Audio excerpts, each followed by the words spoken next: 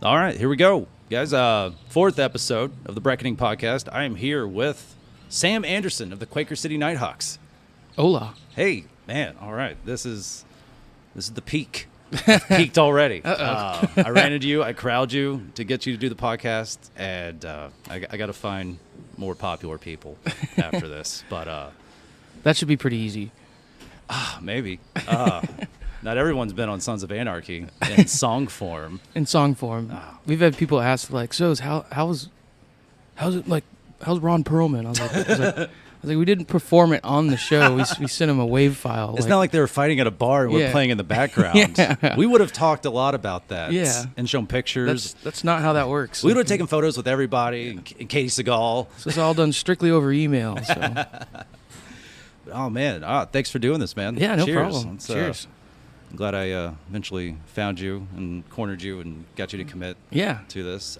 So basically, the whole point of this is for me to talk to all the interesting people I've gotten to know over the years, but more in depth, because when you don't put microphones and headphones in the equation, it's just like, oh, you just want to hang out for a while.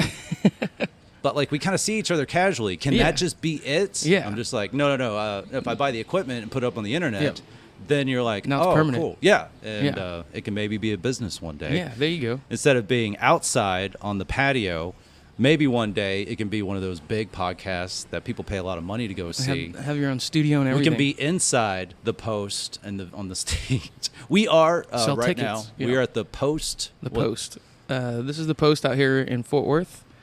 Is this kind of new? Yeah, this is all pretty new. This whole area is kind of new, but I guess the area is not new. The things here in this area are new. So I grew East up like Fort Worth. Yeah, guess, that's like which has like a connotation to it. in between like Riverside and Haltom City.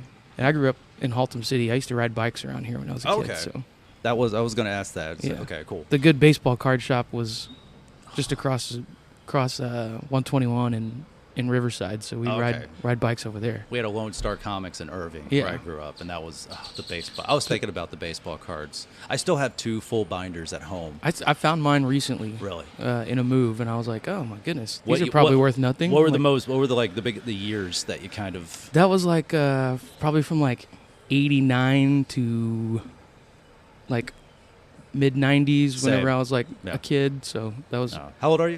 I'm 36. Oh, okay, yeah. So there's a bunch of like we're the same age. Okay. Nolan Ryan cards and a lot of Julio Franco, Juan Gonzalez, Pudge Rodriguez era. Oh yeah, Rangers, I have a rookie Pudge Rodriguez card signed because he was at an Incredible Universe, wherever the fuck that was. Yeah, I want to say maybe it was where Northeast, like around Northeast Mall. That sounds right. And I was with like the first friend I ever had. I was with him and his parents like took us there because there was like the signing. And Pudge was just the best. He's the best catcher ever. But my dad and I caught Pudge Rodriguez's 300th home run. Damn. And 300, 100th. I don't remember. I think 300th. But at that point, because it was at the Temple, and he wanted it back after the game, obviously, and was like prepared to deal. And like I was just like, yeah, you can have the ball for sure, but they're like, well, you can come back there and meet him, and he gave us a ball signed by all the Rangers, and then he signed a ball and gave it to us. So I probably could have bargained for more, but I was just like, he was like my favorite awesome Ranger guy, at that time. But so that's so good to hear. Yeah, he's so good. And I'm so glad he won a World Series eventually. Absolutely. I kind of with like, the Marlins though. Does it even count? Yeah. I don't know. That was just the weirdest thing. And it's kind of like dismantled the team. It's kind of like professional sports wanted to memory hole the Marlins World Series because they're like, we don't make expansion teams to do this. One little blip in the system there. Yeah, like we like the Diamondbacks because it had Kurt Schilling and Randy Johnson. Yeah. All right, cool. When they beat the Yankees, like, what did y'all do? It's like, hey, we beat the Yankees too. Yeah. But and then we sold every single person on our team. Yeah, so. And then they did it again. Yeah. Well, I got to turn off. A little bit later. Oh, shit. Okay, quick. Sorry for the interruption. Hotel. They don't know there's an interruption. I pressed pause. God, okay. And that's how the Marlins won the World Series. Oh, okay. Yeah. Sorry. I did, for anybody that's like, what the fuck happened? I had to press pause. It was tonight, JT Habersaat and Eddie Pepitone are at Mena Southside. I got them hotel rooms. And they had a call because with all the technology in the world, we still have to call people and answer emails. And what are they punching in at hotel concierge whenever you check in? I don't know. Like, I'm like, you have all my info that I already booked it on. Like, what's going on back there?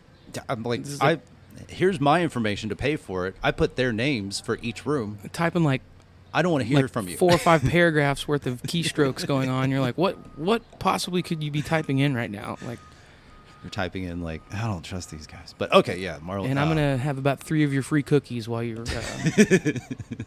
There's better be Mrs. Fields too. Like, so you grew up in Haltom City, like pretty much all the way through. No, then we moved to North Richland Hills. Oh, okay. When I was in like high school, like in high school era, I was in North Richland Hills. So okay. Went over there. So, but yeah, basically, I mean, it's right next to Haltom City. So. So you're a Metroplex kid. Yeah, I guess mid cities kid. I guess mid cities. Okay, because Fort Worth adjacent. I live in born and raised in Irving. Lived in the U.S. for a little bit. Now live in Arlington. So I've always just been, and most of my family is just kind of like mom's side of the family, mostly Arlington. Dad's side, Fort Worth. Mom's side's some people in Weatherford. So I've always kind of skewed west. Yeah, which is also why I like, being able to like do comedy and get to know a bunch of like Fort Worth people, because I guess I just kind of lean that way. The affordable side of the Metroplex. Yeah, I guess is what all the car dealerships call it. And I've always liked if you have a car, Metroplex is awesome. Yeah, especially if you want to do something like music or comedy, because you have to drive to go do shit. Yeah, Dallas, Fort Worth, Denton. Public transportation's for shit around here. Absolutely shit. I mean, the TRE's nice. Yeah, I use that quite a bit. Yeah, I toyed around with living in Grapevine. I just moved, and I was going to live in Grapevine. I had an opportunity to live at a hotel there. Oh, okay. And be like the musician in residence. But it was right by the train station, so I could still get down to Fort Worth. Okay. If I needed to, unless it was a Sunday when the trains don't run for some reason. Because that's the Lord's Day. Only to churches. Yeah, that's the only. Oh my God. So what? How'd you get into? So obviously musician. Yeah. That's So how'd that begin? I guess like a lot of people, I grew up in church. My dad was a preacher at a Church of Christ. Oh, okay. Growing up, so which is no instruments. That's all a cappella singing. So I learned how to read music that way. Any clapping, or is that you're allowed to clap, but it's only on the 1 and the 3. You have to do it the widest way possible. Like you can't, because they don't know where the snare would be. So like it's the 2 and the 4, and they're like, no, 1 and the 3. So, but some mild clapping. But yeah, literally no instruments. And my dad, our family never really believed in that part. Like, if it makes sense, my dad was a fairly liberal Church of Christ preacher. Like, was usually got in trouble for a lot of thinking, calling stuff silly, Oh, okay. But I think he got in trouble for having a band play at like a youth event, and then like. He let a woman speak at a funeral one time at the pulpit, and that was a big no-no. Oh God! But it was like the sister of the deceased. It's like, she's probably allowed to speak, Like, but if she would have done it in front of the pulpit, it would have been fine. But the fact that she took 2 steps up, we don't want women to the mic, like contemplating death around here. Yeah, right. Come on now. We don't. Women should learn in subservient silence. Like, good grief. We don't pay them to fake. Actually, we don't pay them at all. Yeah, and if we do, it's 75% of what the men make. So, so the church upbringing. Yeah, that was kind of like, standard for a lot of people. Yeah, my first like foray into that, and then I guess I started playing guitar when I was like 18. Okay. And then just kind of self-taught on guitar, which is either good or bad, depending on what I need to do on guitar. Nowadays, that go a lot of ways for people. Yeah. I enjoyed it, but there's definitely probably a lot of stuff that I don't do correctly or the way you're supposed to. But that, and then kind of started playing in college. That was the demise of my college career also as well. Coincided with me trying to start playing music and write songs. Comedy did that to me in college. I was just like, this is so much more fun, and I don't want to be a high school teacher. Yeah, and that was a half-assed answer anyways. Yeah, I was always enrolled in college. I didn't attend very often, but... Yeah, that, and then I met my buddy David Mansler, who I'm in a band with in Quaker City Night Hawks, and he was, when I was in college at Texas Tech in Lubbock, he was going to South Plains Bluegrass College, which is a real thing. Okay. It's like Natalie Maine's grandfather started the Maine's Bluegrass College. I think it was like the first one in the United States. But, where's that at? Is that in Texas? It's in Lubbock, or just north of Lubbock in It's Levelland. not that far from you. Yeah. So, Dave was a mandolin major. And mandolin major. I met him, and he was way more versed in playing instruments than I was. So that was kind of a learning experience for me. I got to kind of learn how to actually play guitar and other stringed instruments because he can kind of play them all. So, one of those but then assholes. we kind of started playing acoustic shows together, and both dropped out of college and started living in our cars and traveling around Texas and playing the coffee shop circuit, which I still shudder thinking about. This is like one of the worst. Well, thankfully Starbucks killed that. Oh, yeah. Actually, super glad. It was just, no offense to all the mom and pop coffee shops out there, but it'd be like, you get done, they'd be like, well, you didn't make any money at the door. Like, yeah, no shit. Yeah. Like, but we are going to throw out all this broccoli and cheddar soup, so you can have as much as that as you want. You have a fridge you can put it in? You're like, ugh. Maybe. Yeah, go ahead and pour it in the to-go cups. Like, we'll take it. We, at our house, we watched not too long ago, So I Married an Axe Murderer. Yeah. And it's very hard to know what Mike Myers' character does because you're like, wait, because it's in San Francisco. It's just like, wait, do you make a career off of doing slam poetry at a coffee shop in San Francisco? But this was, it obviously is like mid-early 90s. Maybe he did. And it was banging. Yeah. Like that coffee shop, the movie begins in the coffee shop, and you're like, what venue are they at? And it's because it's so many people. It's just where people hang out. Waitresses going back and forth, and it's so many people. And then eventually gets up to him, and you realize, oh no, they're just at a coffee shop. They probably don't even have a liquor license, and this place is fucking packed, waiting for people. There's like a 2-3 piece band. It's like they're just waiting for people to come do funny slam poetry. That was before the world went to hell, and like you didn't have to drink whenever you went out every time. Yeah. And you could just like have non-alcoholic beverages and be happy. Yeah, because you were just pursuing your life thing. Yeah, but, they're like, oh, no big deal. Now Texas coffee shops probably weren't that banging, but yeah, probably not for you to at least get some broccoli and cheese soup out of the broccoli and cheddar. One time we spilled 2 cups of it, and that was our only payment. And it was just depressing. Like, had him sitting on the hood of my Jeep at the time and shut the door a little hard, and both just spilled down the front. You're like, is any broccoli sitting on other broccoli? I can at least pick that up and eat it. Pick the veggies off of it? Nope. No. Oh, man. Total loss. So did you eventually move back? Yeah, I moved back to Fort Worth. Okay. Went to UNT for a little bit, and Dave moved down to Austin. Then we had a spot open in our house when we were living kind of Keller area. Okay. And back before it was Keller. Yeah. Yeah. I mean, it's still pretty Kellery, but not as like Diet South Lake as it is now. But yeah, he moved into that room, and then we started a band. Built a pretty weird makeshift studio in the garage, called it the Garagio. Okay. And started recording music that way. And that was kind of that's the beginning of Quaker the catalyst. City. Yeah, that was kind of like the origin stories of that. Kind of started moving. He started a band called Black Bonnets, and I was playing my solo stuff, and then we got tired of being talked over at bars, so we decided to make a band that played way louder music. Okay. So I was like, yeah, that's about enough of that. Like talk over this 240 watt solid state PV.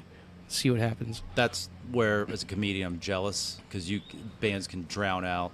Like whether you're playing at like a real show or just something, and people are at, because you're at the stage, you're at the point now where people come to see you, and it's probably a lot easier. It's like you have a name, so people come to see you, so you're not doing that anymore. But like comedy, like you might be at an actual quote unquote show, but there's still people that may or may not pay, could be regulars, depending on where you're at. Not really a comedy club, but just somewhere you're just like, just shut the fuck up, so the people that want to hear it can hear it. Yeah, man, being able just to turn that amp up loud and just that feels fantastic. Oh man, yeah. Especially like if somebody's front row talking real loud, you're like, check this out. Yeah. And that's how you're able to eventually, along the lines, of course, I was going to bring this up, like y'all touring with Corrosion of Conformity and Crowbar eventually. Obviously, we're skipping ahead a lot, but that talk about loud. y'all can play loud if you're on that fucking bill. Oh yeah, which was great. That was fun to get to stretch out a little bit. Our music, I guess, our music's pretty. We cast a pretty wide net genre-wise, which is what I like about good cool ass music. Yeah, that's we're into a lot of different stuff. You know, like growing up in Haltom City, I caught a lot of metal. Yeah, you know, and that's one thing. Like kind of like expanding, getting to know people, especially people like Dustin Snyder. Because like you go to his place, like you literally hear a band practicing down the road. Yeah, I guess their practice nights are Tuesdays. Yeah, but not like kind of realizing Haltom City has like a metal presence. Oh yeah. It's like, that's weird. Because, like, people think DFW, they think Dallas, Fort Worth, Denton, maybe Arlington, just because it's tried and dabbled. But, yeah, Haltom City, metal. That's crazy. A lot of good metal coming. There's a bunch of rehearsal studios in Haltom City. And that you don't know about. That like, is if about... you're going to shows and you don't really know too many, you're not a musician, you don't know that many, it's like, these people have to live somewhere. If you've never been in a rehearsal studio, it's about 90% metal bands, and they rehearse every week. The last podcast was recorded at a metal. They'll play like four shows a year, but they rehearse every night or every week. But yeah, I mean our good friends, the Methinks, Ray Liberio, they're out of Haltom City. Like there's a lot of good metal coming out of Haltom all the time. FDW was from there, so we say W here. We don't say W. I don't think I've ever said W in my life. It sounds insane. You have to force your mouth to say it. It's super cumbersome. You just got to get rid of that middle syllable. So how did Quaker City, like, obviously you guys played shows, formed the band, played shows. What was the trajectory like? Because with the band at y'all's level now, like, y'all gone to Europe and shit. Like, what was, like, you played around, obviously, and got your shit out there. How was it like? Obviously you had some bumps along, like, upward vertical bumps along the way. Like, what was that? We call it a 10-year meteoric rise. Nice. Okay, yeah. People I remember the first time we like signed with like a big booking agent or something. Fort Worth Weekly wrote about it, and they're like, just shot right to the top. I was like, yeah, 10 years shot right to the top. But it was. I mean, it's thankfully most of the time it's been always kind of trending upward. You know, like, but at slow paces, and then sometimes it speeds up. Just kind of like when we first started playing, we took pretty much every gig we could get. We were playing at this place, Spencer's Corner, for 4 hours every Thursday. A full band? Yeah. Wow. And just kind of threw ourselves in the fire, and everyone's like, "You're overexposing yourself." I was like, I'm going to be overexposed if I can't pay rent. So we're going to keep playing these gigs. But Spencer's Corner was wild. It was like you'd play for 90 minutes, 2 hours, and they'd have like turtle races or like a wet t-shirt contest. Okay. And then you'd play for another 90-minute, 2 hours. And we got like $100 tab, which in Spencer's bucks to USD, that's like 7,000. Because like I don't think we ever went over it. And I remember having quite a few hurricanes and draft beers in there. So, but it was, I don't regret any of that, because that's the kind of how we cut our teeth, and like just learning how to be on stage and learning how to try and create a rock and roll band. So we took all kinds of gigs like that. That's like 6 sets, like, because you play, like, you say you're like on a tour, you play like 30 40 minutes or whatever, and that's like, fucking 90-minute and holy shit.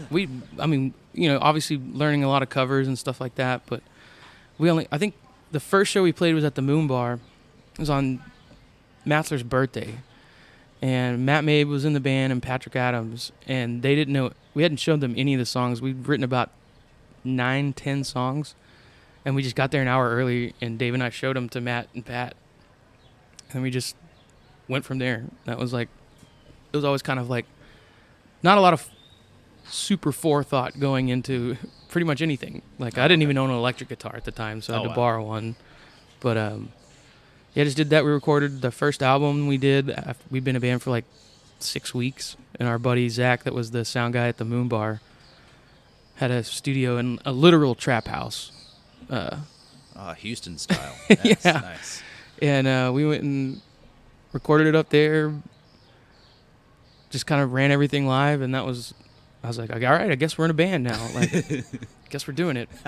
The Moon Bar is, I don't know if we ever interacted, but that we definitely crossed paths. That was my first like foray into like the local comedy scene too. Because there was a great buddy. Did you know Dave Sherrill? Yeah. Okay, because he was. So he came up doing comedy, and then I got to know him. And I didn't realize he was also like a musician to some degree. Yeah. But he was born and raised around here and knew the musicians around here. Yeah.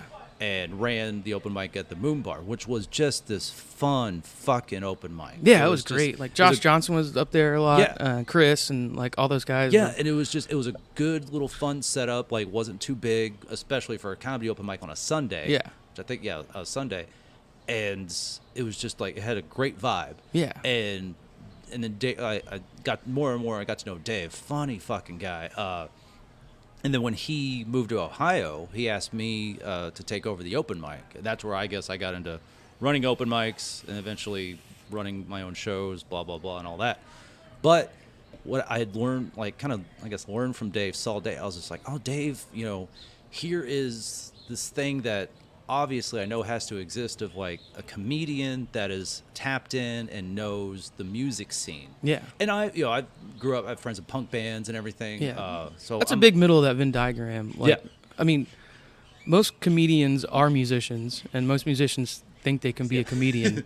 So it's kind of like a big crossover. I think there's a lot of mutual admiration for both. Because like watching stand up mortifies, like the idea of it mortifies me. Just like standing there by yourself with nothing else to blame any mistakes on but yourself. Like that seems and putting words absolutely in the correct order, mortifying to me. Which but you can fuck up words, word order in a conversation, but nobody cares. I can sing the first verse again on the third verse, and no one's really gonna know. Like, or just turn my guitar up if I don't know what I'm doing. Like so. But like me growing up with friends in bands, loving music, having a closet full of band shirts. That's one thing that I really wasn't like trying to do or anything. It was just kind of like, I love music. I do comedy. I like, again, like the Venn diagram. I like when these things overlap. And Tyler Moore was with a comic I met, and it's like he had these sleeve tattoos. Got to know him, and he was like, I like hot water music, and I was just like, I fucking love that band too. And I was just like, oh, here's the and he was in these really good punk bands too, hardcore punk bands. And I was like, oh, cool. Here's Dave Sherrill, Tyler Moore. Here's this crossover that I've been looking for. I'm not a musician, but I'm like, I'm just, I'm watching the band play. I'm there to have fun doing that. But then I was like, here's the crossover, and that's because I have a theory that every good, it could go either way. Every good comedy scene every good music scene should have a good comedy scene. Yeah. And that's one reason I focus so heavily in Fort Worth. Because I'm like, I know I've got to know all these musicians and great bands here. I want to somehow get these scenes interacting with each other. Not say comedy should be on a music show, which has to be executed in a certain way. That's a tricky it's very tricky thing to pull off right there. And you need bands that are very simpatico with what comedy is and all that. And I've been able to execute that with Mean Motor Scooter a couple of times. And so they, because Joe Tacky, cool guy, I'm able to be like, it has to be done this way, and it can be done well. But the people hanging out. Yeah. I want the people hanging out to be comedians, musicians, and a couple that are both. Yeah.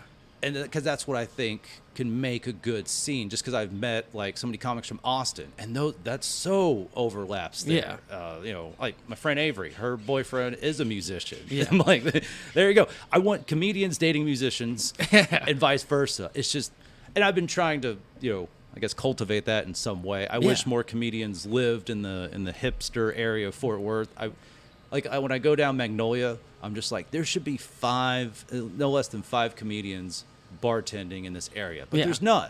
Yeah, there might be 1 or 2 that live in the area, but they may or may not be at a bar on any given night. But I'm just like, if this was Austin, there'd be like a show every day a week here. Mass has done a good job at that too. Like I think that the stuff that you've put on up there, and then getting like some national people coming through, like tonight with Eddie and JT and everything. And all the credit to JT, because he's the guy who he's good at connecting that too. He started in the punk world. Yeah. And he knows, he's buddies with like Black from the Dwarves. Yeah. Like he literally, I guess we can go to this. He literally has shows.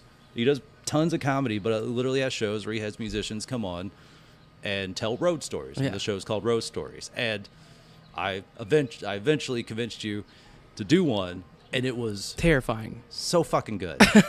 I know you have your perception, but I was in the audience. I was mortified to go on. Eventually, I remember talking to you about it somewhere, and then it was an Epic Ruins show. Which, before we continue, Epic Ruins, what is that? That is it's a project band, obviously, for that anyone that's was kind confused. of Steve Stewart and Jordan Richardson's brainchild together, like a concept band and album. And it's like, I think we called it like Pink Sabbath whenever people were asking them. It's Epic like Ruins. Yeah, that's what I was just like. Epic Ruins. That sounds. I feel like I should have a shirt that says that.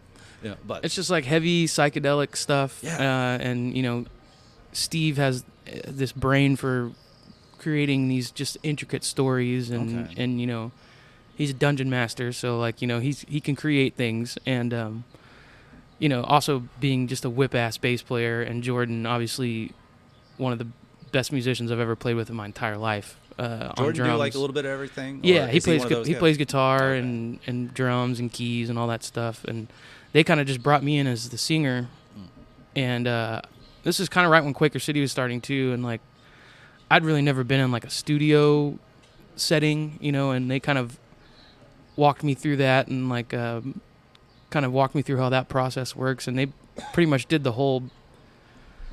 They came up with most of it, and then Steve would just give me these insane lyrics, like these these super detailed plot lines and stuff like that of like this main character Ashero's like this double sword wielding character that, and then the Void Mariner who like travels through time and space, and that's a band name right there. Yeah. God and like damn. It feels like you walked in and you're like, hey, are we practicing or playing D&D? I can't tell. I mean, what's this paper about? Yeah. Like, that's lyrics. It's like best of both worlds, but it can be both. And like, okay. He'd give me, and sometimes he'd kind of have a melody, and sometimes it'd just be lyrics, and I would just be like, all right, let's see what comes out. And that we'd go to the Methinks rehearsal space in Haltom City, and just hole up in there, like usually at like 2 a.m. after we'd been at the Moon Bar or something like that, and then just go sitting there, and it's called the Smoke TARDIS, and just sitting there and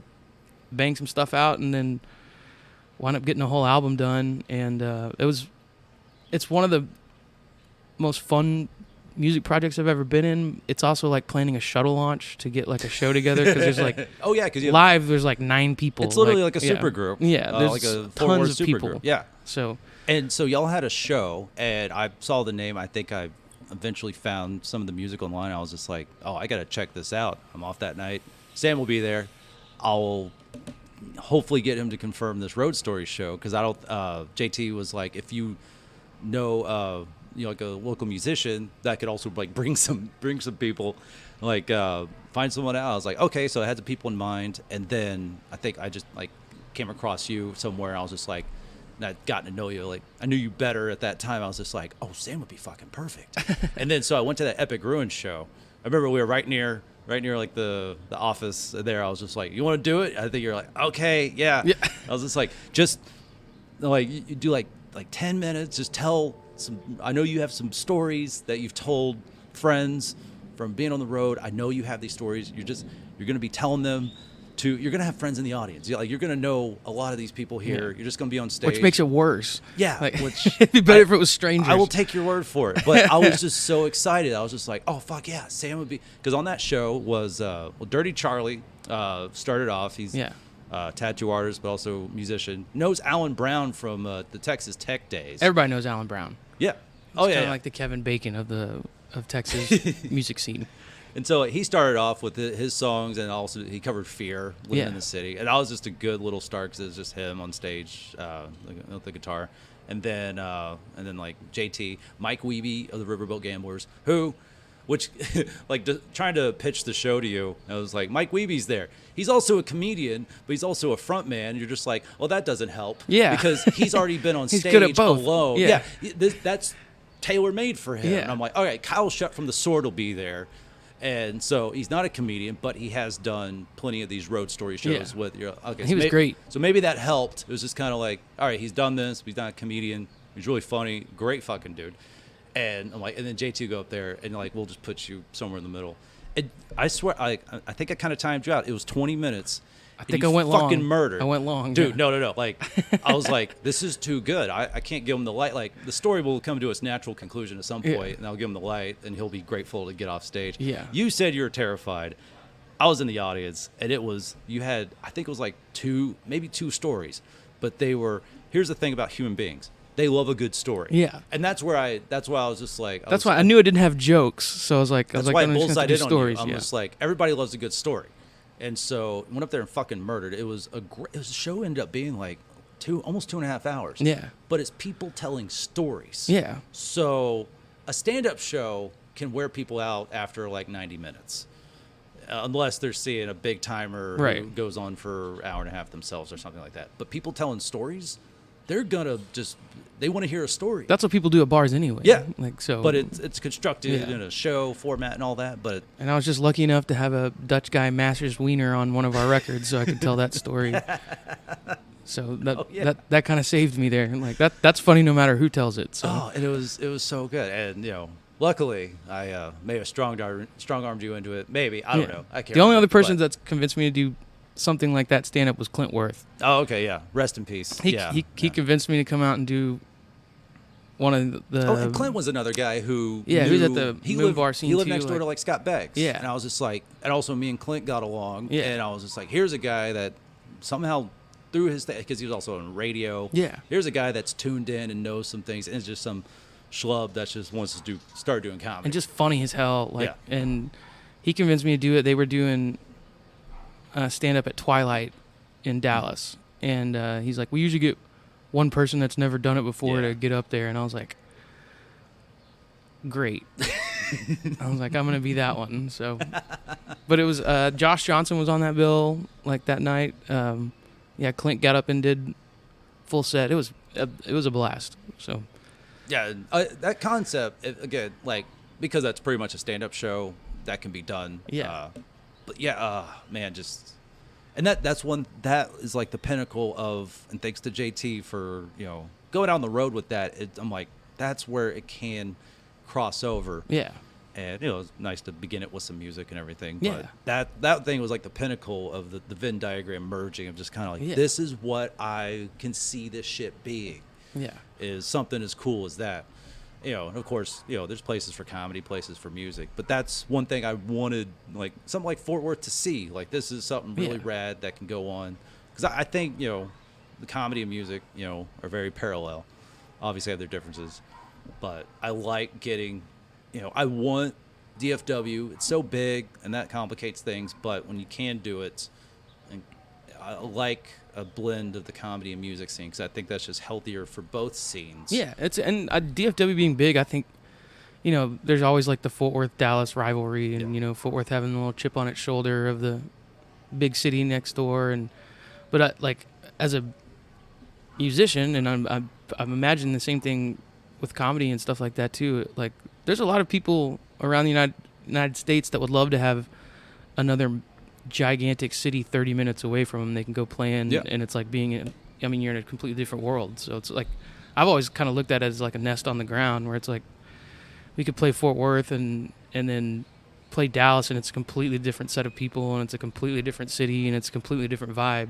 And that's cool to me, because it's like, I could take the train out there, like, or I can go play out there and also still play here, and don't have to travel 4 hours to the next major city, Which is good for, your lower mid-tier bands. Especially setting up, kind of setting up a home base. Like, that just makes it, there's just that many more places to play, that many more places to find out where you can fit in. So. Yeah. I do like that Fort Worth is like growing.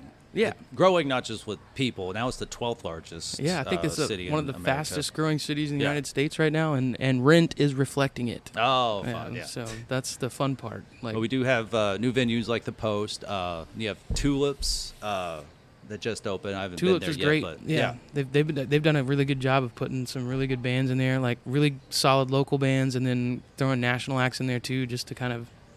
Lucero's coming in November. Yeah, I saw that. That's totally that's gonna be incredible. For that.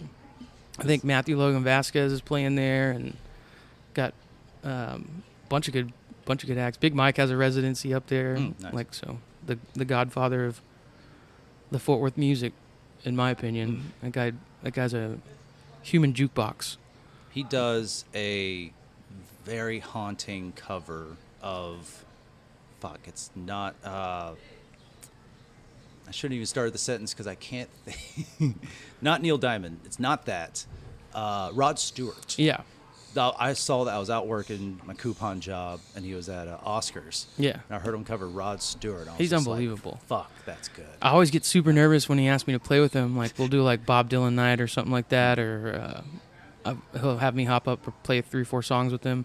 I get nervous because the way I cover songs is like through basically like my broken memory, and he covers them the exact way that they were recorded. So it's like, it's very intimidating because you're like, I don't want to mess this up for Big Mike because like it's perfect. Like he's going to be playing he's really good. He's going to be playing the exact guitar solo, like he's going to be playing, and everyone in the band's going to be playing the exact parts just like it is on whichever record he pulled it off of. Like, so get up there and I was like, I don't want to guess at this melody. I'm going to have to listen to this 10 times in my car before I go out there. Like, I take the scenic route so I can play a couple more times. Sitting in I was like, where am I at in the set list? Because I'm going to go out about 30 minutes before and listen to them all over again. So, that doesn't sound intimidating at all. He's phenomenal. And you go over to his house, and it's just like a museum. It's like going on like taking a master class. Like he's just like he's got an entire room. I think it's like a 3-bedroom house, and an entire room is just completely filled with records. Wow.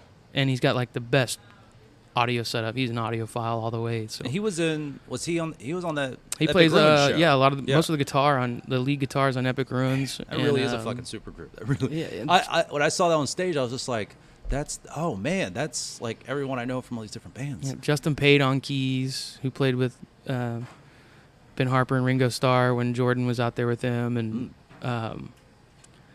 just tons of, like, Kevin Aldridge was in that band. Ray Liberio from the Methinks played key bass. Wow. I knew there was some funky. Wasn't there like a Jeff Daisy on saxophone? I was like, was there like a horn in there? Yeah, that's a saxophone. Recording wise, we ran it through a full like a full stack bass amp, and put like a kick drum mic on it. So there's definitely some experimental recording techniques. Like what I heard, I was just like, I hear something weird in that I can't pin down. Yeah, it's terrifying sounding. Like, yeah, which is great for a band called Epic Ruins. Yeah.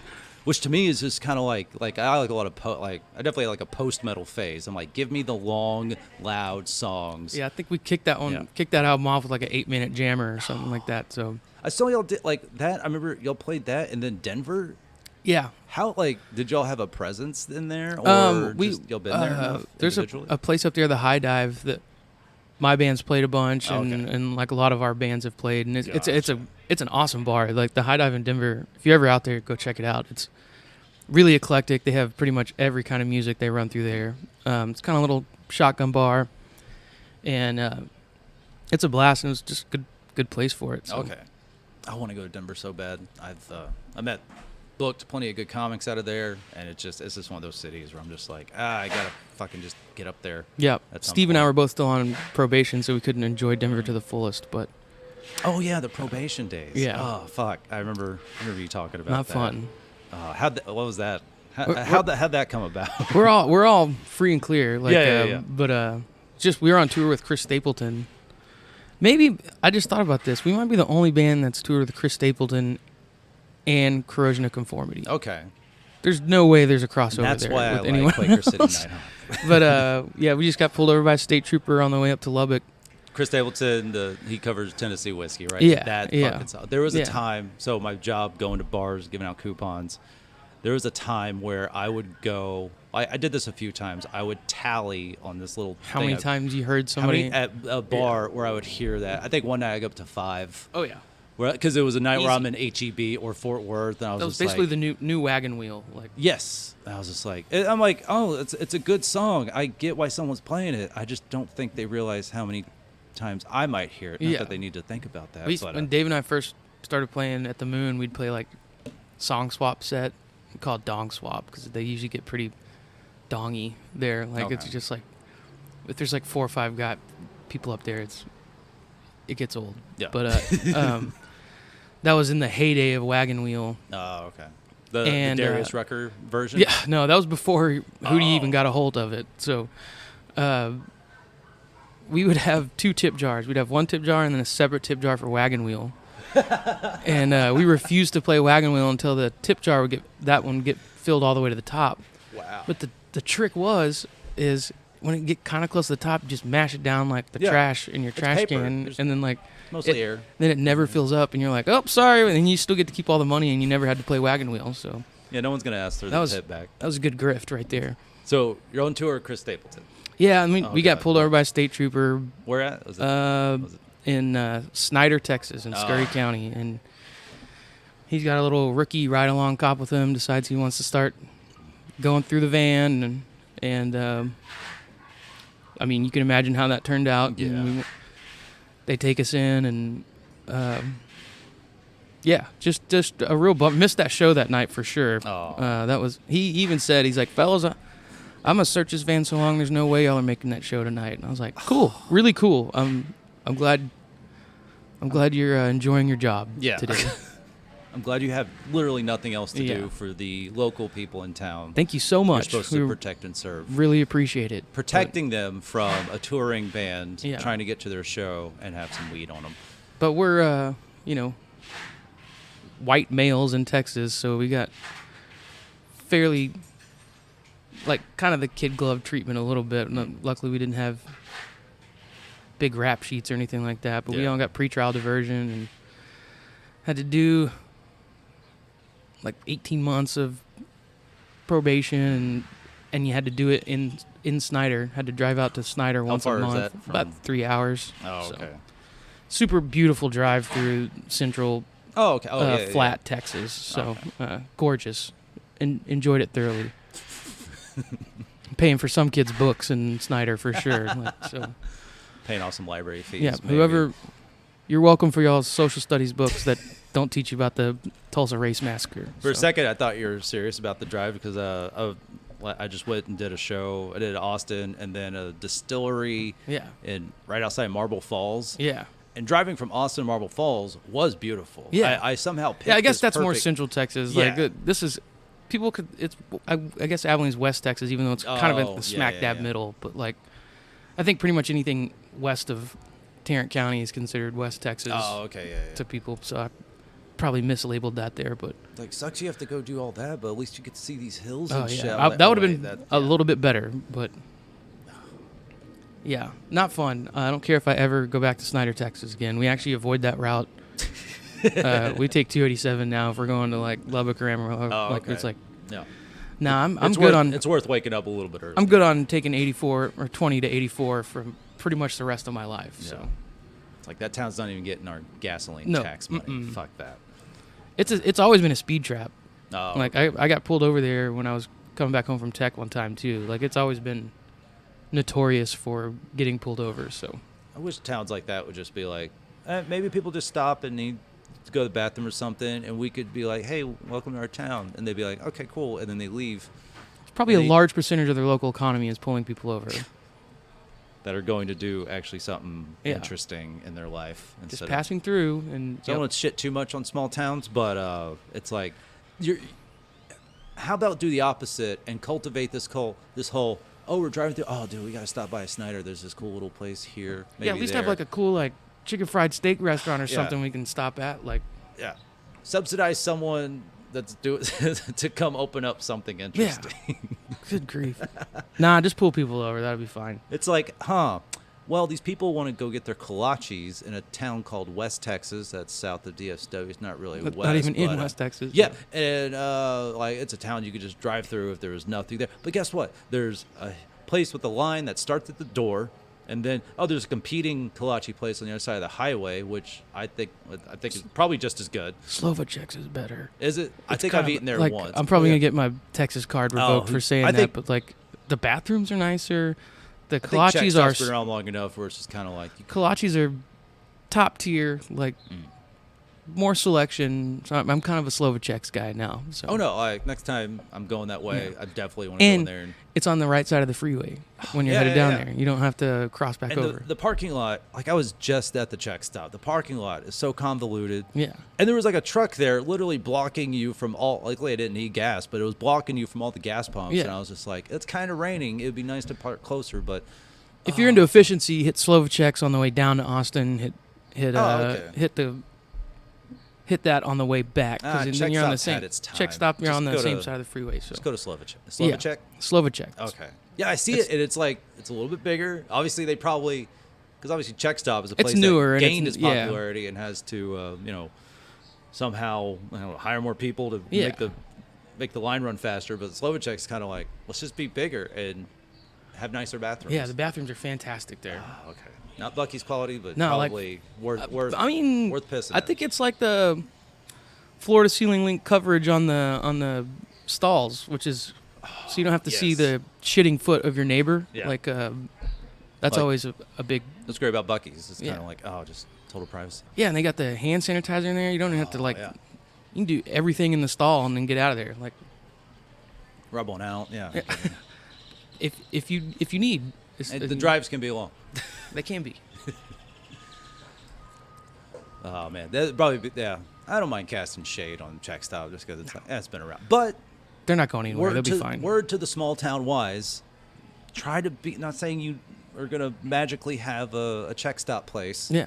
But try to grow towards that. Yeah. Quit trapping us. Yeah.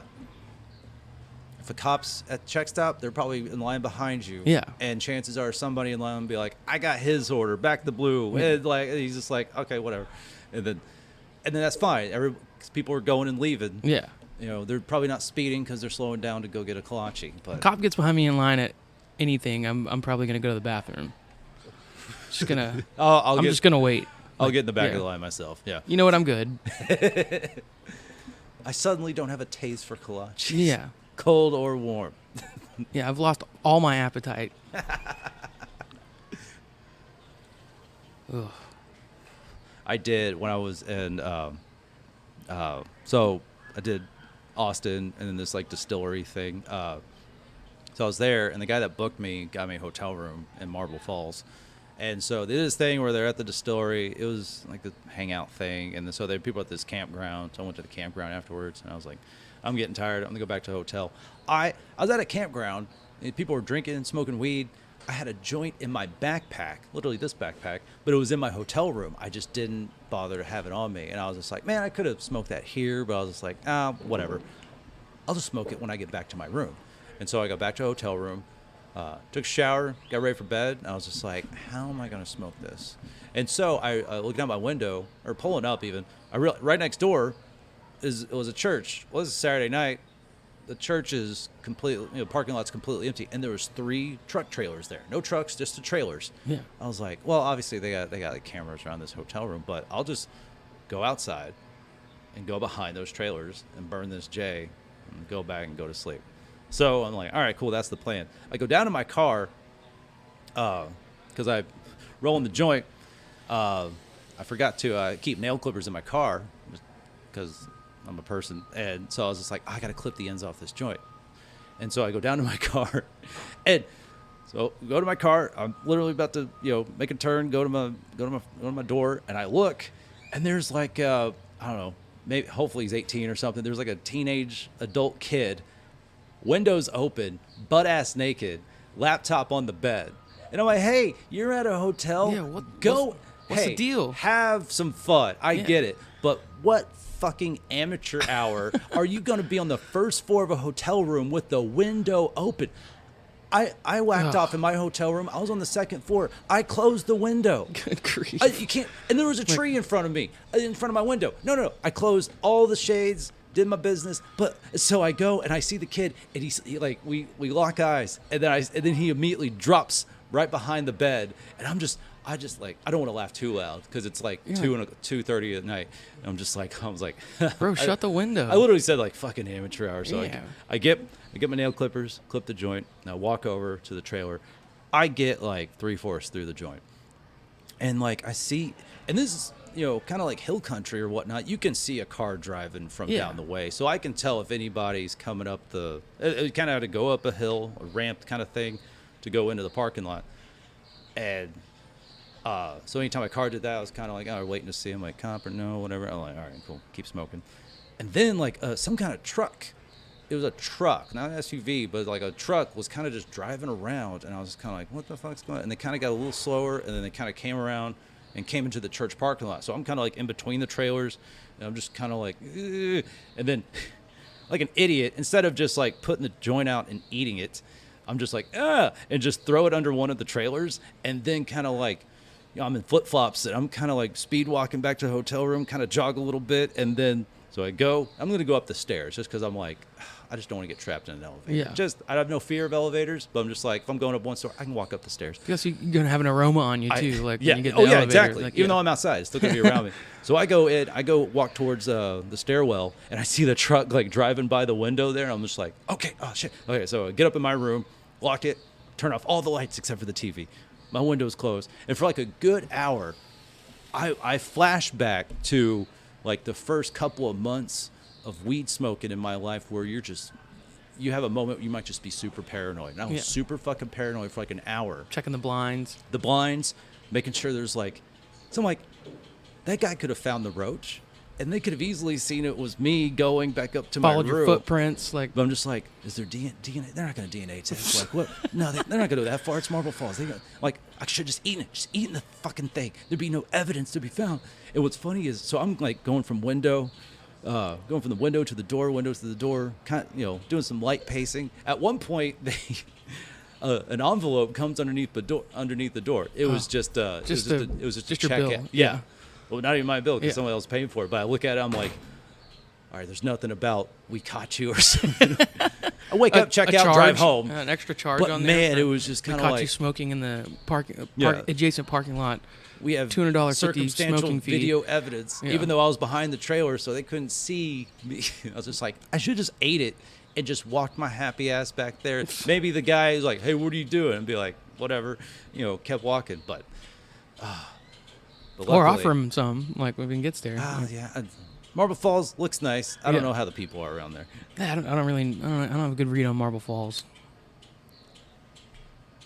Bee Cave is a cute town. I like it out there, yeah. Yeah, driving, I somehow just picked this nice scenic route going from Austin to that way. Spicewood and all that area. Yeah, that's where the distillery is technically in Spicewood. Yeah. And it's a place you cannot accidentally find. You have to go off into like... That's where... you're at a ranch.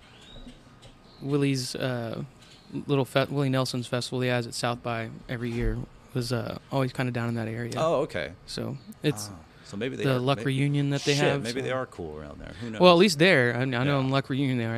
It's like a little western town that they used. They filmed Red-Headed Stranger, and so it's like all the false front buildings are still up, and that's kind of where they have the festival. So. Oh, that's nice. I know they're pretty cool at the. I think like Luck, Texas is the name of the little western town or whatever. I think. Whatever Willie says goes, so I think they're pretty cool around there. Only bring your coolest cops. Yeah. And by that we mean retired, and we're going to hire them for private security. Yeah, which means none of them. Yeah. Just kidding. We brought our own security. These guys are really cool. Yeah. In fact, they're also our weed guys. So. Yeah. That's a fun festival, though. Have y'all played it? Yeah, we've done it a couple times. I figured as much. It's super fun. First time we were our friend Ginny O from California. We were her backing band. And then we played it as Quaker City, I guess the last year they had it since everything shut down. Now, this is something I don't mind asking now because I guess the future's looking brighter. Yeah. If I was doing this podcast like a year ago, I wouldn't even bring it up just because it'd be like, we don't know what the future holds. So, how much did y'all have planned? Or what did y'all have planned before, like, I guess, March 2020? And then did y'all have... We had just gotten off, like, a 3-week U.S. tour with Mike and the Moon Pies that we were co-headlining. They're down in Austin area. And we were up through, like, all the western half of the United States. And right as that ended, we kind of got shut down. And we had another full U.S. tour and a European tour for the fall on deck that both got kiboshed. So definitely lost a lot of dates. Yeah. We were talking with somebody about an Australian tour that we were supposed to do too, and which we've never been. We've done Europe now twice. Okay. Yeah, we tried to do the first time we went over with Blackberry Smoke. They're from Atlanta, and they've been over there. They've been a band for like 20 years, so they've been going to Europe for a while now. So they had a pretty good crowd built in, and that kind of enabled us to play in front of a lot of people the first time we were over there, and then the second time we went, we headlined our own tour. So we played a little bit smaller places than when we played with Blackberry Smoke, but headlined our own one there. And we usually go for about 6 to 8 weeks, every fall. Damn. So it's a blast. It's exhausting, but it's so much fun. There's a market for like southern rock, country, blues, southern rock. They like Texas stuff. Yeah, it's like the opposite of being the United States. Like in Europe, like they ask where you're from, you say Texas, not the United States. And in the United States, when they ask where you're from, you kind of skirt the issue. You don't really tell them Texas because they're like, great. You go to Colorado and tell them you're from Texas, they're like, you can get the hell out of here. It's like, what? We're kind of the same? Like, what? I think Texans go up there and don't realize, first off, they freak out about legal weed. They're like, hell yeah, man, we can get as much pot as we want up here. And then Texas, pinchamp for over imbibing on alcohol, and you don't realize that you're drinking at 5,000 feet elevation, and they just get sloppy drunk up there, and all the Coloradans are probably just sick of it. Well, I think the Coloradans should be like, okay, hey, they're just getting used in Texas to a police department coming around to, hey, let's just not go bust the weed we got, which is something they should have done decades ago. Be like, hey, we have bigger fish to fry, maybe actual police work of sorts. Maybe violent crimes we could be looking into. Yeah, right. Policing bad neighborhoods, making sure just be around where the bad shit happens. It's like, hey, Texans are just getting used to that. You let them go a little sloppy, but also, keep them in line if they're going a little too. Rein it in. You're in someone else's home right now. Hey, don't walk down the street blazing a joint. Come on. I know you bought it at a business, which is the first time for you, but just, hey, wrangle it in. And the stigma's kind of off of it up there in Colorado. You see some lady in her Lululemon, yoga outfit, hitting a dab pin while she's waiting on her sub sandwich. So it's like, here it's like, kind of still like a bad boy thing to do, because, you can still very much go to jail for it. So. Yeah. And hopefully we come around somewhat. We'll be the last ones. Oklahoma did it before us, bro. Right. They had a meth problem they were dealing with that probably offset, which probably spurred the legislation a little. We got to correct a little bit better. Bring us your meth down here, so maybe we can get some laws passed through to get weed legalized to help combat that. Until then, we'll just keep posting about how there's fentanyl in the coke. Yeah. Anyway.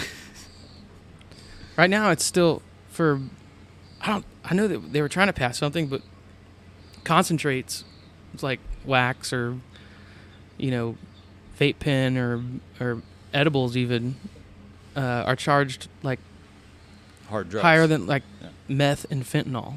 Like it's charged the same as like coke.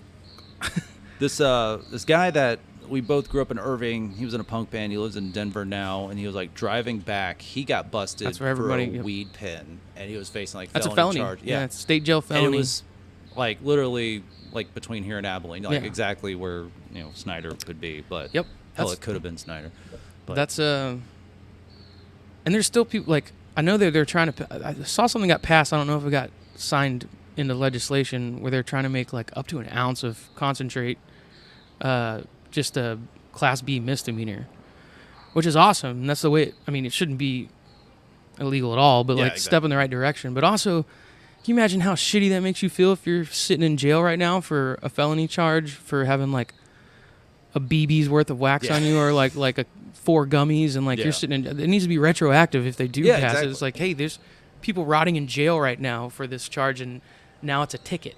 Like, if they didn't have this fucked up system where, and to me, it kind of reminded me of being a substitute teacher, because like when I was a substitute teacher, they emphasized over fucking they didn't tell me to teach anything. It's like hand out the papers, but take that attendance. That attendance is the most important thing that you do here. But it's kind of like jails. It's like you get paid per butt that's in there, and It's like, guys, you're not a fucking, you're the government. You probably should just do as people need to, like, fuck the numbers. You're the government. If something good gets passed, let these people fucking out and scratch it from the record. Maybe for-profit private prisons aren't a good idea. Which aren't, I even hate that term, because private prisons, it's not like, you can call it private prison. It's not a business. Yeah. You're still getting, it's not private. You're still getting sent people captured by the government, literally captured and imprisoned by the government, enslaved by the government. I'll even go there. Sent to it's just a cheaper, it's a corporate prison. Yeah. It's not even private, like no, your private police, like the laws you're enforcing are our laws or whatever the fuck you want to say. But I'm like, you're not private. You are just doing the job for cheaper, and you have stockholders. Yeah. And you want their shares to go up. I mean, I guess that all started with, like, when they got rid of slavery. They're like, well, how are we going to get people to work for free? And they're like, now that We'll make your life really fucking hard. Now that this has happened, we'll just make being black illegal, and then we'll just put everyone in prisons and still get free labor. And you know what? Now we'll get some money off of it too. Like, we're actually getting paid. And if they overcome that, we'll just put them in debt. We'll make everything a debt. Terrible system from the ground up. 0 out of 10 stars. Yeah. Yeah. Not great. I just hate the private prison thing. I'm like, yes, it's not the government technically running that prison, but the government sends them the people money. They send them the money, and the more people they have in there, the more money they get, just like the fucking schools. And there's the whole school to prison pipeline, which I would love for that to get addressed ever, but it's not. But instead we're worrying about abortions and not teaching about racism in schools and stuff like that. Way bigger fish to fry. Which I don't even like. To me, like, I don't understand how, like, schools. It's just like with the internet. Like, schools should just teach you logical things to survive. All the facts about the world and all that.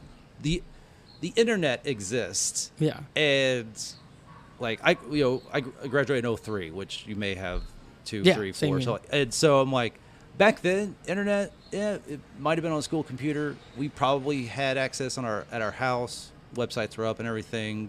Search databases were getting bigger. But you still had these textbooks. But even then, textbooks are years behind the current information. Yeah. Now there's all this information out there now.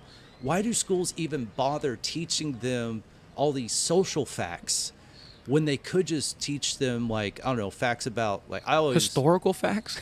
Well, like, those exist. You can constantly learn that shit till the day you die. Yeah. But it's just like, with all this information, how much can one teacher teach 30 students in 55 minutes? Yeah. And that's, I think, the discussion of just kind of like, hey, I think a lot of the social sciences, I think a lot of them have outgrown their usefulness because they are massively overshadowed by the internet and access to information. Because when they give you that heavy ass book that's 400 pages long, that's a grain of sand compared to all the information that exists in the world that we always have access to for all of our lives. Yeah, you don't teach them math. Carpet bombed, teach them multiple cities in this. Teach them how much United things States. in life cost. Yeah. Teach them rent costs, and teach them not to fuck up their lives. No, teach them about Teapot Dome scandal, and right. that's what we need to be teaching kids about. Important. Give them a bullet point list and make them research it. And be like, what did you find out? Maybe something like that. But like, they're just so inundated because it's a government bureaucracy that's highly inefficient. Yeah, teach them how to successfully run a bank account. They won't do that. And teach them how to save money for bills across the month. I want them financial planning. Kids have laptops now. Yeah, they all have laptops in high schools.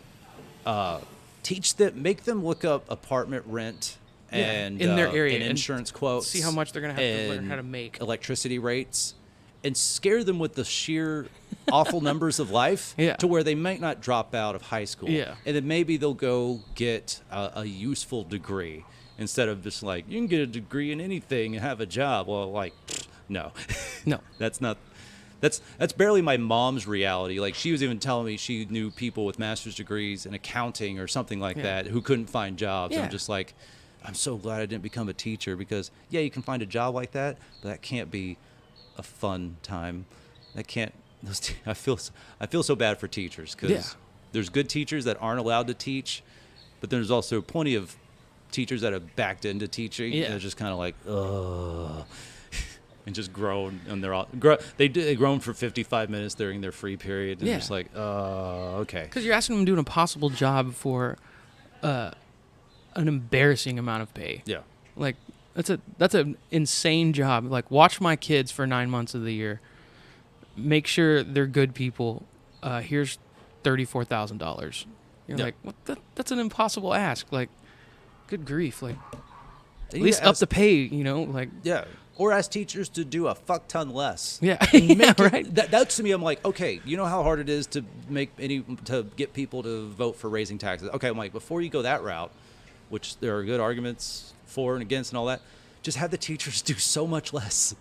Like, all right, take the role. Let them do the job they went to college for, and hopefully they still want to teach. Let them teach. Yeah. But instead, no. Let's hire 5 to 10 more people that make twice what they make and don't interact with the students, just to create another layer to the bureaucracy, because that's a lot, the administrative and we wouldn't even sector of all that. We don't have to raise taxes. Maybe the local police force gets 4 less tactical assault vehicles this year, and then we pay some teachers, but no, that's not how it goes. Oh no. And it was fun seeing that shit from the inside. But like, as a comedian, I have to have a job. Like, is Quaker City like your job? Is that in music, I guess, because you are Quaker City, but also you do, like, you were literally here at the Post last night. Yeah, I play solo shows and stuff like that. Has that been your income for? Yeah, the last how long? 5-6 years. Wow. I've been doing just music. So damn. I think the last job I had outside of music, I delivered pizzas at Parati's, which I would go back to in a heartbeat because it's a fantastic job. Like, drive around in your car, listen to music. I did that for Boston's one time. Yeah. I enjoyed it. It was very fun. I've delivered a lot of pizzas in the TCU area, though, and you get college kids paying it with their frog bucks and, like, zeroing out the tip line. And I never did anything like uncleanly to food, but I would mess your order up if I knew that it was like a serial non-tipper. Like, just kind of, as you're carrying the pizza in, give it the old 2 or 3 times. That name's in your head. You're like, oh, this fucker. Just gonna give it the little shake on the pizza box where the whole cheese sticks to the top of the. They're gonna open it up and just. Or, I would shake up a 2-liter on you. Like, there was this one kid that worked at. He was like an RA at one of the dorms. He'd always be in the office when he got there. Oh, so he's a narc, too. So he'd have all of his little homework out and stuff like that. And he'd ordered the most expensive thing on the menu, fettuccine Alfredo with a cheesy bread and 2 ranches, which I didn't know what he was using for. I'll give him the benefit of the doubt. Maybe the cheesy bread? And maybe the bread. But it's already cut. Yeah, whatever. But and he'd order 2-liter of Dr. Pepper and a cup of ice. Or a Diet Coke. And I knew this guy was a serial non-tipper. And I shook the hell out of that thing before I walked in there. And this was even better because before he'd fill out the receipt, he'd open the Diet Coke and pour it over the ice before he'd fill out the receipt, before he'd draw the 0 with the line through it on the tip line. And first of all, I was like, come on, it's $frog bucks. This is your parents' money anyway. Just give me $3. Like, so I shook the hell out of that thing, knowing full well that he was going to open it on the desk, and it just doused his homework, like completely ruined everything on the desk. Beautiful. I was like, oh man, must have gotten shook up on the car. Sorry about that. Out the door. Like, oh yeah. Like, what are you gonna do? Yeah. Take away the Yeah, I never did anything like unclean. Didn't like put anything in anyone's food or didn't like spit in it. That's gross. Like, the place I worked at was actually, despite being run by degenerates, like a very clean. It's Parati's Pizza. It was a very clean establishment as far as food hygiene goes. Like, it was. They kind of prided themselves on that. No one really ever messed with things, but we would mess up the physical nature of your order if we knew what we were going into. Don't create a pattern, a bad pattern of not tipping. Bro, you're being real cavalier with how you're treating someone who's alone with your food. Yeah, like that's a they don't, and that fucker didn't think of it. Think about that. That's a sticky situation you get yourself literally into. Like, which he did. Yeah, got it all of it. Man, it felt so good. Just walked out of that twirling that empty pizza bag. Like, it just felt fantastic. You're like, yeah, that was worth all the tips. Absolutely worth it. It would be like, hey, we owe him another liter. It's coming out of your paycheck. Like, I don't give a That's shit. That's fine. I'll go buy him one right now. Like, I'll shake that one up too. Like, you're not getting me back on this one. When I delivered pizzas, there's this guy. It was in like Las Colitas. There's this guy Mike, and anytime he delivered, you were hoping he might have like half the time he was watching one of his grandkids. He was a nice fucking guy. And he'd go and he'd just bought one meal, maybe a kid's meal for the grandkid, and he would tip $5 on the credit card, and then before he could leave, he'd be like, all right, here, and he'd get his wallet out and he'd give me like $5 to $7. He's like, something you don't tell him about. Hell I'm yeah. just like, Mike, man, you get it, man. You're fucking awesome. Yeah. And so anytime an order's like Mike and I look at the address, I go, oh hell yeah, Mike. All right, this is good. There was definitely addresses that would pull up. You're like, I got that one. Yeah, like, that one's me. Scrambling like, for it. Yep. Oh fuck you, that's guaranteed. We had $10. this old lady named Rosalie, and she lived in this apartment. I think she was like from like a super rich family, but like she had some mental issues, and I think they kind of sequestered her in this like little house that they bought her. They're like kind of, but maybe we're like Fort Worth elites and didn't want her embarrassing them. I got the vibe from she's this old lady, and she'd always have full FUBU suit on, and she had to have been like set in her late 70s, and she would order the weirdest, like a fettuccine alfredo, a small pizza, because she would order it for like the next 2 days, and then 4 cups of ice that she wanted with lids on it and saran wrapped and then wrapped in foil, because I think she's like, my ice machine doesn't work, and I was like, okay, and then like 2 Sprites, and the order was like wound up being like around 20 something bucks every time, and she'd just give you a crisp $50 bill every time. Nice. And I was like Rosa, and she'd want to talk for a little bit too. She's like, come sit down by me on the glider, and like we'd talk for a little bit about who knows what, and she's real sweet. But I was like, where are you getting all these crisp 50s? She's like, I print them in the basement. And I was like, I kind of believed her. I was like, I mean, she has one every time. Like, I was like, she's just got a stack of these. Probably like, just gets an envelope from the bank. This is my pizza money for the month. Business manager or something. She's like, here you go. It was incredible. I was like, wow. Here you go. And here's interesting lady. Here's a list of restaurants you can order food from. She loved it. Yeah, you'd see Rosalie's address pop up. You're like, I'll take that. Oh man. Oh yeah. That's the good customers. Mm-hmm. And then you still work for tips.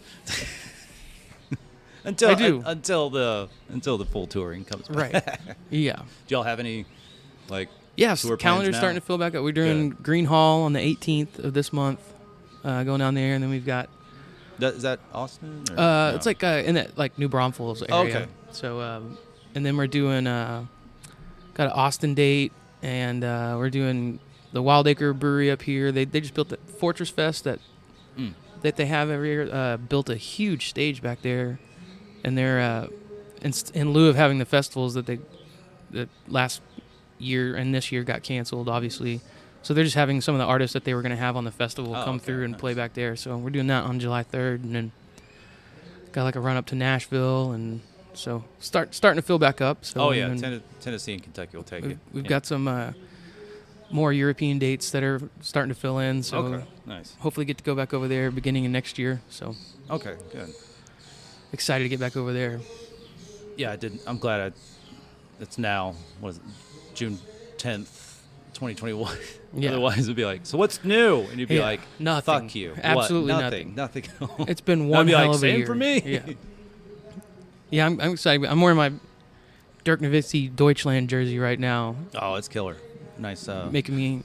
What? I bought that for because the first 2 weeks in Europe, we always played Germany the first 2 weeks. Oh, okay. And I was like, this is going to go for like gangbusters. Yeah. So I was like, and I would do like a reveal. Like, I would have like a jacket on. And like few songs into the set, I'd be like, hey, I'd like to thank y'all for loaning us your 7-foot power forward to win the 2011 World Championship, like the NBA title, and then pop the jacket off. That's it. I have the Deutschland Nowitzki jersey on. They go nuts. So I was like, oh, that's well played. Could have farted in the microphone for the next hour after that, and they would have loved it. So they go to like, yeah, Doug, yeah. Yeah. They enjoyed that. Man, what is one thing, like, I'm very casual very, very casual basketball fan, and I was keeping up with the Mavs this year. But one thing I've noticed, man, there's got some sick fucking new jerseys for a lot of teams. Yeah, they're doing. They're like they do like the city versions, too, like the Mavs one wasn't too great. Kind of looked like a word art font of what someone from Microsoft thought graffiti looks like. Came out, and it was just kind of like, but the Phoenix Suns have one that says the Valley, and I like that they're adopting kind of like I didn't know like Phoenix city was nicknames and stuff like that. Yeah, I had no idea. But I'm like, they had some nice, cool jerseys out there. Yeah, they brought back the old green Mavericks jerseys. Yeah. Those are dope. I even like the white and gold ones too. Like, it just they remind me of too much of when 2006. We were terrible. Like, Then like 2006, just because the my best friend is a huge Mavericks fan, and they were like ramping up to the playoffs in 2006. And I was just kind of like, all right, teach me like all the people here.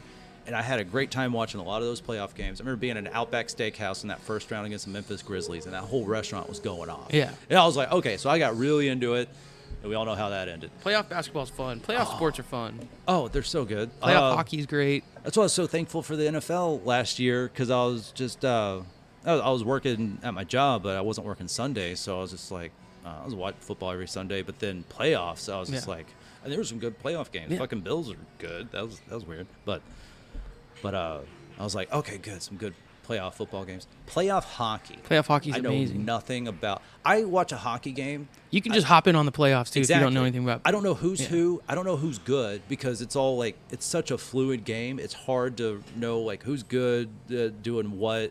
But when there's one thing like 2020 sucked for with playoff hockey is that it's so intense because of that crowd. Yeah. That crowd and the play, and you can tell the play is intense too. Yeah. And also, it doesn't matter who's playing. And then, holy shit, if it goes into overtime. Yeah. And you're just like, it's always a nail biter. I don't know anyone's name that's playing on either one of these teams, and I even forgot Columbus had a team. You know, just like Winnipeg. Oh yeah, that is a city. And you're just like, oh my god. You're just like, I don't know what it is, but you could tap into this primal feeling of something's about to blow right now, and this is great. It's exciting. I love and basketball can be like that when it's a good close game. Yeah. Wasn't last night for the Suns over the Nuggets, but no. But I'm kind of rooting for the Suns, I guess. Yeah, I think it's just because of the uniforms. Yeah, and they got rid of the Lakers, so we're good. Yes, so. which I fucking really hate LeBron. I root for whoever plays the Lakers. I hated LeBron because he's on that Mavs team in 2011. Yeah. But also, it wasn't a residual hate because it was like, we won, cool. Yeah. I don't care anymore. That was fantastic. But seeing LeBron literally walk off the court. I think it was like game 5 or 4 of that Suns series. Like literally like 3, 4, 5 minutes left. He's walking. I was just like, you sir are no professional. You're a fucking prima donna piece of shit. And I don't care if celebrities talk. I really don't care what they talk about. It's no bearing on my life. I don't care. But I'm just like, I really don't care if you're being a little bitch about it. It was literally a little bitch move. Just him walking. I'm like, I'm done. It was just kind of like, your team's still. You love to see it. Yeah. There's still time on the clock, and I love that he's shitting on his own reputation as his. He definitely took it in the shorts over that big 2-hour special he did, the decision, whenever he was announcing that he's going to Miami. That was hilarious. At a hotel in Dallas, and there was like 10 of us around this bar, just kind of like, all right, do it. Just get to the fucking point. But also, the fact that he even took it that far, just kind of like, just make the announcement. And fantastic. Move on. Oh, not one championship. Yeah. Not 2. I love how that was just like, whoops. Did I get 2? I think they got 2 out of it. You shorted it by about 5. God, don't like. Mark Cuban saying we ain't done yet. It was just kind of like, yeah, you probably are, because Tyson Chandler went and signed, got his money, and Jason Kidd's really old. So it's like, Mark, just be happy with what you did. We are done. We're getting back there now. We're getting back there. We got to find the right pieces. But Luka, it's crazy how we just kind of perfectly segued. Yeah. From one superstar to the next. Pretty unbelievable. And now he's like a facilitator. Like Dirk was just. He's like, I can win this game if I need to, but Devin Harris could probably do something. We can do. We got to have enough people around, but having Luka shooting and dishing, oh my god, that's so fun to watch. Yeah, he's incredible. And those fucking deep ass threes, logo threes. I'm like, I'm wondering if him and a lot of other guys are still doing that. I'm just like, I don't know. Maybe make a 4-point line. Yeah. You know? Yeah, let's get like the MTV Jock Jams games. Like, those are so good. Let's have put a basket 5 foot above the other one, and let's see if we can start shooting for that one. Like, something. I think if you do like a last ditch clock running down, if you shoot it from behind the half court line, I think that should be like 5 points. Yeah. Because that's just a circus shot, anyways. Still 3, but I'm like, if that goes in, that's fucking something, man. Yeah, that's way harder than from right from the line. Yeah. I'm assuming. It's like, hey, y'all added a 3-point line at some point, so pop another one in there. Yeah, exactly. Let's I don't know, 4-point line. 3.5. I don't know. I don't want to get fractions. Get some decimals. Not the hard fractions. But man, sports at least. I think that kept a lot of us sane for a little bit. It came like baseball, as terrible as the Rangers have been. At least the 60 game like season last year, I was just like, oh, okay, because I wanted 3 things last year. Like it sucked losing 3 things all at once: my job, comedy, and baseball. Yeah. So I'm just like, those are my 3 things. That's what I love. Well, I mean, I had to have a job. Like comedy and baseball was also that was more tragic and hit me deeper. But I was like, but then baseball came back, and I was already back to work then, and comedy kind of had things here and there.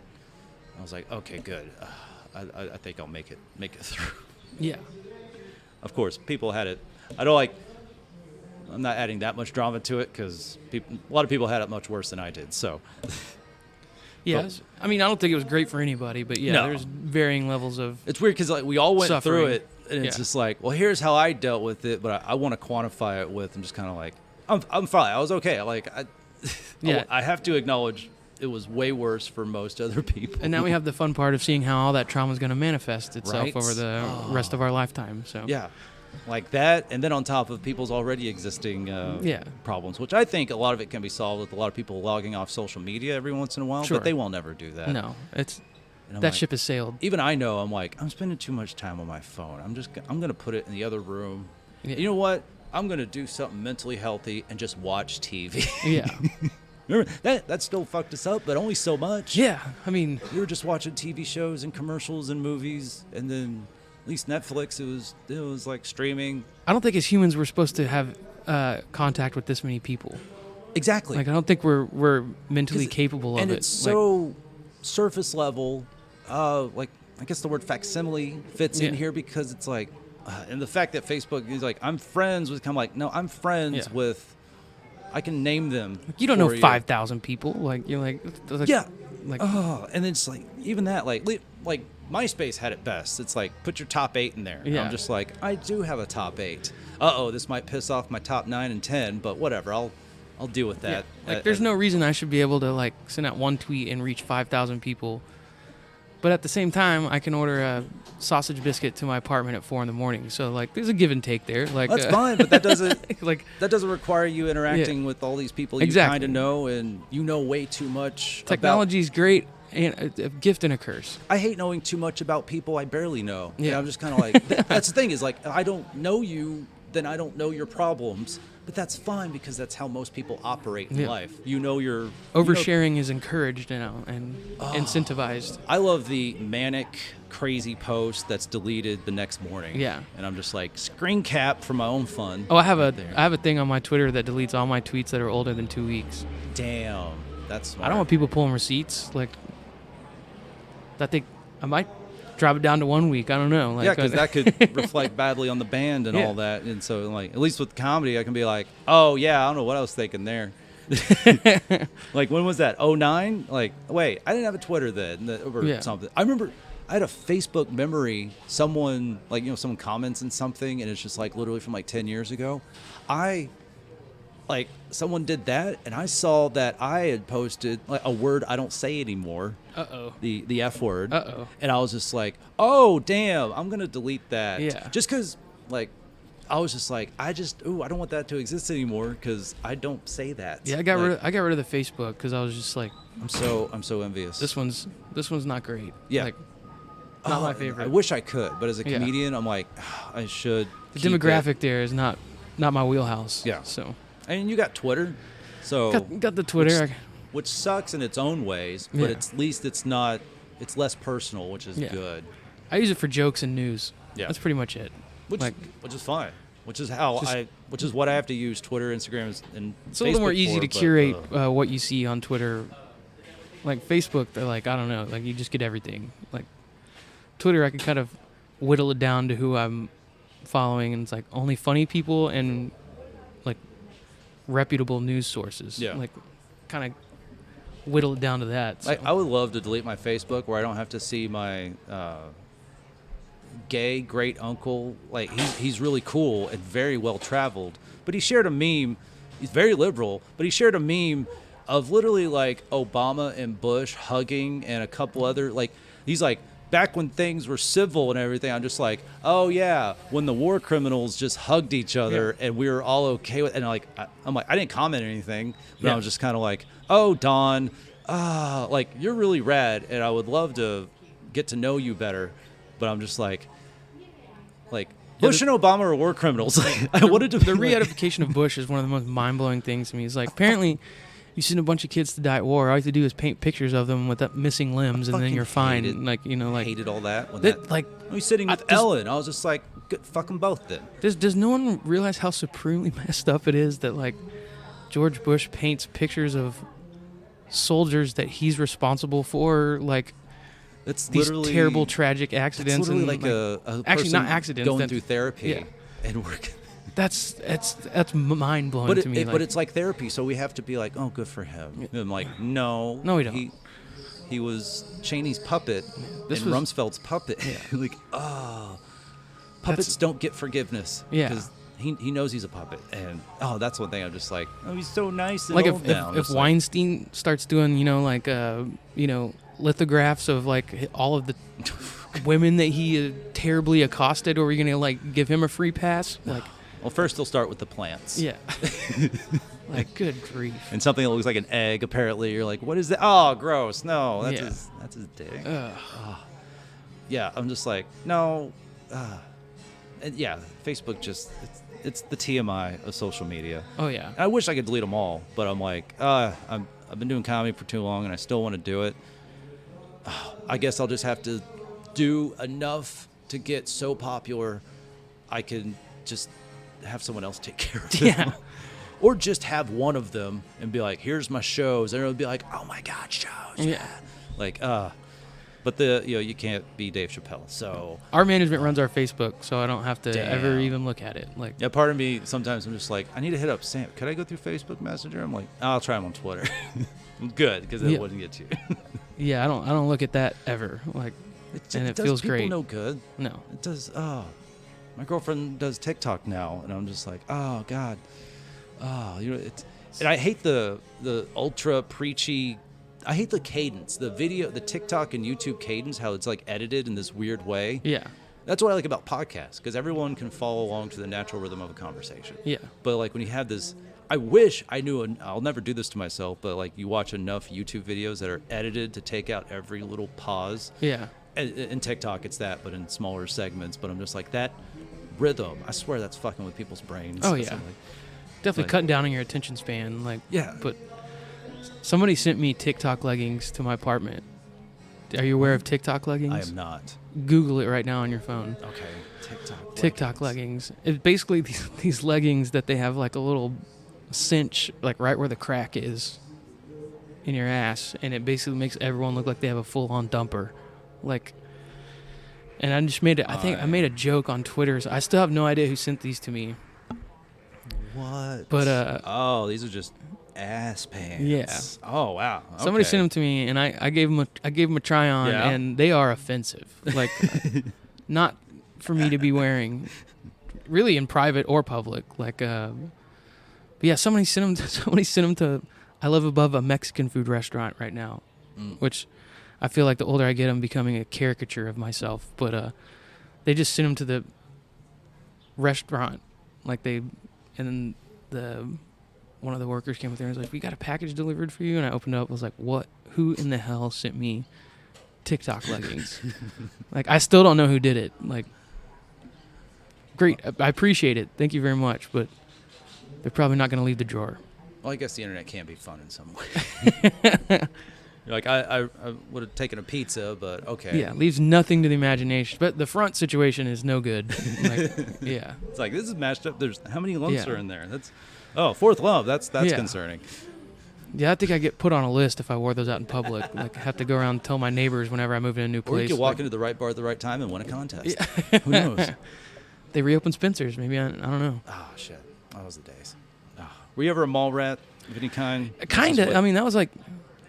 You definitely when Tilt was in Northeast Mall and like the arcade. Was that your mall? Yeah, that was the one. There was Northeast Mall and then North Hills Mall, which is like kind of like the tier 2 mall. Okay. But yeah, that was. We definitely go hang out at the mall. Like a lot of my friends worked at like like American Eagle or Spencer's or Abercrombie or something like that. So I was never good looking enough in high school to get hired at Abercrombie. Like I was coming in like hot at 5'2" and like still look like I was 11 years old. That's not really lucky to get an interview at Fast Forward. Not really the brand that they were looking for. Well, they got like guys standing in their boxers with Santa hats on and Christmas at the front of the store. Like, didn't really fit that MO for them. So I didn't realize that was a thing until that Seth Rogen movie with Zac Efron. Yeah, I was just like, that's because I guess the Abercrombie's I've seen, I guess, weren't really near me. Maybe occasionally go to like the Galleria, but they didn't have like just a hunk standing outside. It was like that. I think the Abercrombie there was almost like a club entrance. Like you kind of couldn't see inside. The music's super loud and like it's dark. You can't even see what clothes you're buying. Like it was dark, so it's just kind of like, ooh, come in this mysterious clothing place. It's expensive as hell too. Like, I know what's in there. I'm good. We had a guy at our high school that was like always kind of like this dorky dude, and then he got hired at Abercrombie to stand in his boxers, like one of those guys in front, and then everyone realized that this guy's like yoked and like super ripped, and like they're like, oh well, Ian's kind of hot now, like, and I was like a definitely a she's all that moment for him. So it definitely went to his head. He didn't handle it well. So well, thanks. Well, thank you, Abercrombie. I mean, I don't think I would have either. Away. Yeah, like it's too much power. Yeah. Where are we at? I like looking at this thing. All right, man. Well, I'm ready to wrap up if you are. Yeah, that sounds we're good. getting baked by the sun. Yep. But sun's starting to hit us. That's how. Spring's over, summer's here. So yeah, it's driving shirt season. I'm surprised we made it this far outside. Which I mean, luckily there's fans and a breeze. Yeah. So that was but one day I will do a podcast in air conditioning. Yeah. One day. Which maybe I'd take technically the first one, but there's only so much an air conditioning unit in a shed can, and it was fine. It was also rainy and muggy, but Dustin's setup still sweet. But, until then. Yeah. Cool, man. Thanks for having me. Yeah, thanks for doing this, man. This is you're exactly the type of people I want to get on this thing. Hell yeah, let's go see Eddie and JT. Let's do that. Yeah. And anyone listening, you will not hear this in time to know about the show. But maybe if you are at the show and you still listen to this, I was just gonna let you know they were hilarious. Yeah. Yeah. Because we've seen them before. They knocked them dead. And they're very grateful for doing comedy again. So am I. And so will Sam B for you seeing him solo and or with the Quaker City Night Hawks. Who do you have like a new album or anything? Working on one right now. Okay, cool. As we speak. So yeah. All right, good. Need them tunes. I swear, that one song, fuck. Not Cut the Line? No. Cast the Line? Cast the Line. Yeah. Fucking, I don't know, what That's is that song? I love it. It's not, and I love your heavy shit too. Yeah. But man, that song was just kind of, it was, first time I heard it, I was like putting you guys on shuffle on Spotify, and I was just like, that was so fucking catchy. I need to hear that a few more times. Dave's got hooks. Dave's got hooks. Yeah. Well, keep the hooks coming, man. Yeah, Thank you so much, dude. Thank you. All right.